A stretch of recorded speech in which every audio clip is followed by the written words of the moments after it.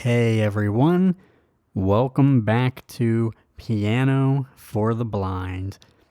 In today's lesson, it's actually a bonus lesson, and it is choosing a digital piano. I honestly should have done this like at the very beginning of the series, but I just hadn't really thought about it. But I'm doing it now to try to help you guys maybe make a decision on getting one.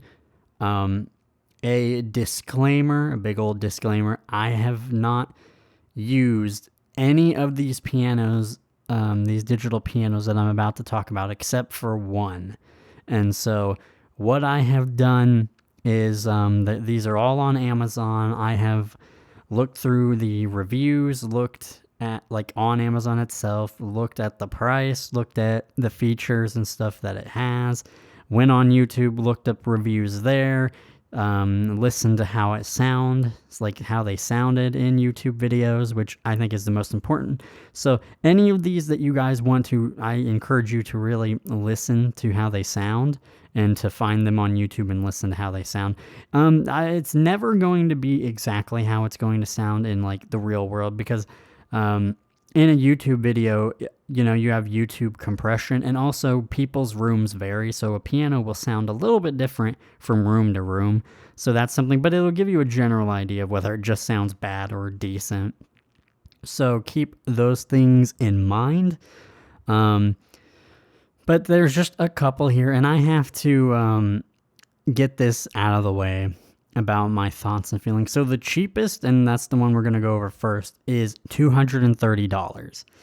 Now, I'm going to state my case. I fought with myself about this, and honestly, anything you get for like 50 or $100, it's going to be bad.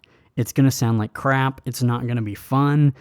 I know that people want to buy something for very cheap to try it out before investing into like too much into it. And I completely understand that.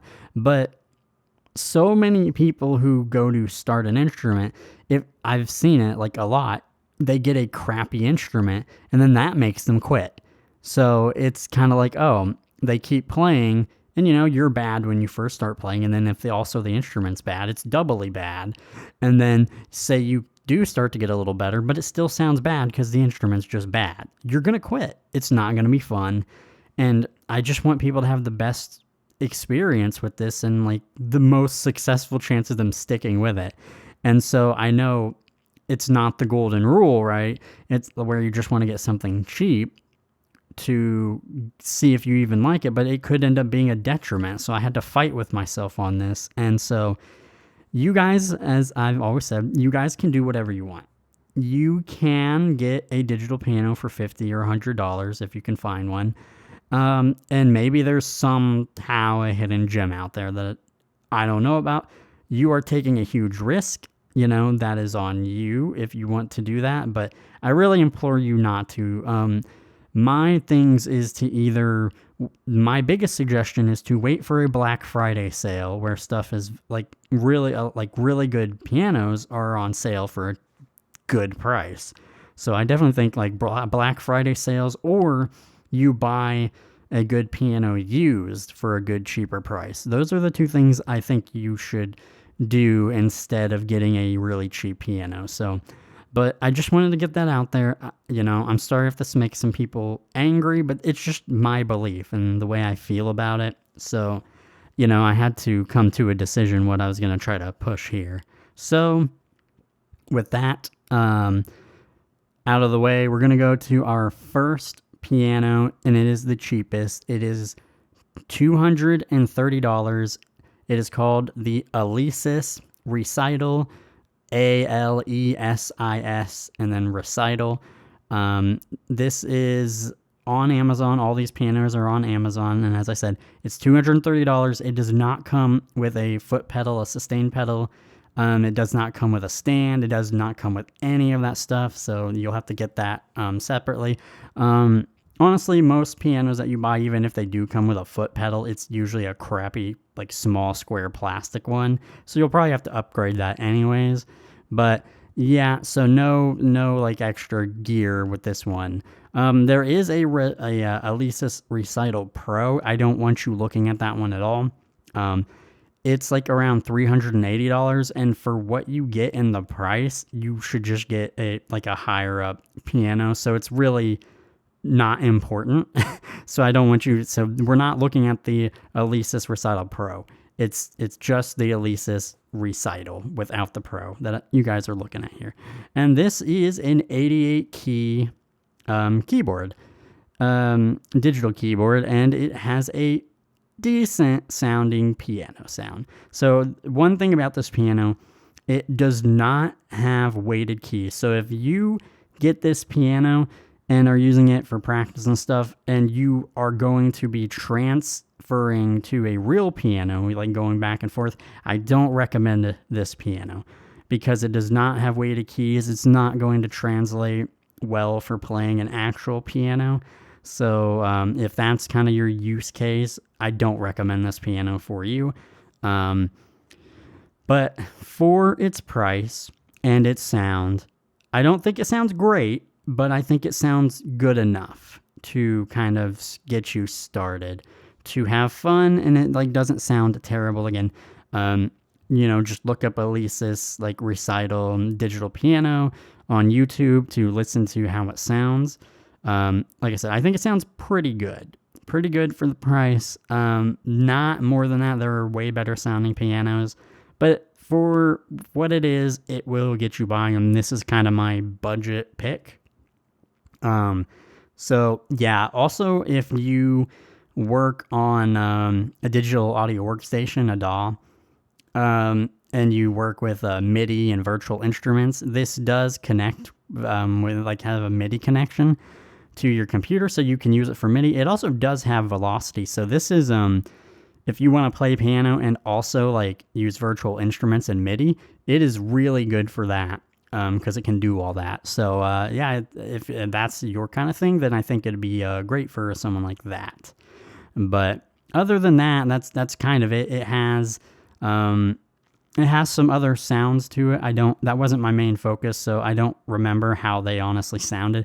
Probably not the greatest, but yeah. And again, I don't know how any of the pianos I'm talking about feel. I've just heard how they sound and looked at the specs. So if you can, maybe find an actual like digital piano store and find one of these pianos and actually play them to see how it feels in like real life. If you can, that is a recommendation there.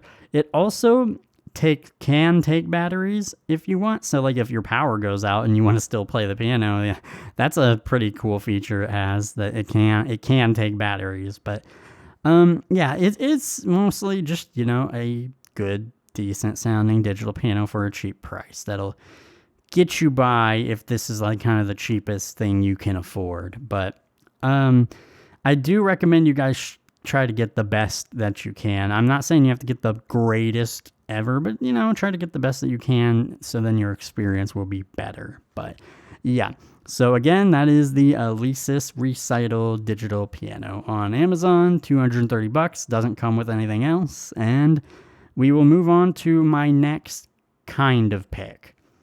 So my next kind of sort of pick, it is called the Yamaha P71. And it is on Amazon. It is an Amazon exclusive, like Yamaha, like piano. And it's basically like a copy of the Yamaha P45, which the P45 just got an upgrade to a P145, but that's a $600 piano, and for its price, I don't think it's worth it at all. So the one I'm mentioning here is like I said, the Yamaha P71, and this one's if you can get it on sale type of thing. This one is at market price. What it is right now on Amazon, it's $450, and it has a fully weighted keyboard. It has a better sounding sound with the pianos. It has a couple decent sounds in it. And it's just overall a very solid piano, digital piano to go with. Although even at $450, I think it's overpriced, honestly. So only get the Yamaha P71. if maybe it's like $300, maybe 350, I would not pay 450 for it, because with a little bit more money, you can get something way like really good. So that's kind of my thing there. It does come with a foot pedal, but it's going to be a crappy one, like I said, but it will get you by at least, but that's what it kind of comes with. But that is the Yamaha P71. As you guys can look up videos on these specific pianos to get more information about them if I didn't talk about something that you specifically wanted to know. I'm trying to keep this video not too long and just give you the quick lowdown about them. So next is my biggest recommendation for digital pianos, and it is called the Roland FP10. Now, this is a great digital piano. It has everything I would want you to have. It has weighted keys. It even has something extra that I haven't even got to experience. It has ivory keys. So a lot of keys are plastic, and some people may not like that. I don't have a big issue with plastic keys, but these ones have an ivory feel to make it feel like even more of a piano. And more realistic. The system that it uses is really great. The velocities are great. It has a few sounds, and it just can be used for all the things you'd want to use it for. And the sound is great. It sounds really, really good. I can't say anything like else better. From what I've looked at, this is the best piano for beginners and intermediates, like to just get, just period, for the most part. I do recommend you guys get the bundle. So standalone, it's $600. But if you do the bundle is $659. And with the bundle, you actually get the piano, you get a stand, and you get a bench. And so I think for an extra $60 there, that's a pretty good deal, and you just get everything you need right there in that bundle. So, like I said, I think for most people, the Roland FP10, and if you can get the bundle, is probably the best deal for people, and then the best kind of piano in its price range. As I said, I would really recommend you guys maybe try to get this stuff on Black Friday. This specific piano, instead of paying like $660, because it is still a lot of money. I'm not gonna sugarcoat that. That's still a lot of money. So maybe you can get it for cheaper on a Black Friday. I definitely recommend you guys try to do that for this piano. Again, the Roland FP10.